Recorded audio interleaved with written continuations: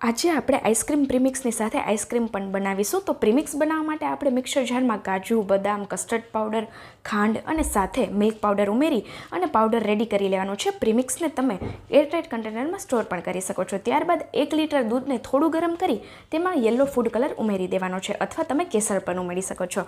સાથે પ્રીમિક્સમાં 2 ચમચા જેટલું દૂધ ઉમેરી અને એ પ્રીમિક્સને પણ આપણે દૂધમાં ઉમેરી દઈએ. તો 10 મિનિટ દૂધને ઉકાળ્યા બાદ આપણે એરટાઇટ કન્ટેનરમાં આ બેઝને એડ કરી ફોઇલ પેપરથી કવર કરી અને 3 કલાક માટે ફ્રીઝરમાં ફ્રીઝ થવા માટે રાખી દઈએ.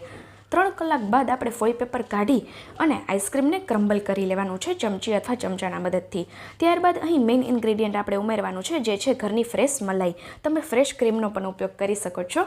ફ્રેશ મલાઈને એકદમ સારી રીતે ફેટી લીધા બાદ આપણે આઈસ્ક્રીમ બેઝ ઉમેરી અને ફરી ફેટી લેવાનું છે. ત્યારબાદ બ્લેન્ડરની મદદથી એકદમ સારી રીતે બ્લેન્ડ કરી લેવાનું છે.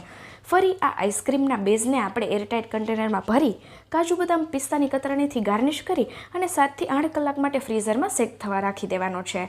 ત્યારબાદ આપણે ફોઇલ પેપર કાઢી અને ચેક કરીએ તો હવે હું તમને સ્કૂપથી કાઢીને બતાવીશ. બજાર જેવો જ ક્રીમી બન્યો છે, પણ બજાર કરતાં હેલ્ધી, જેને મેં અહીં કિસમિસથી ગાર્નિશ કર્યો છે.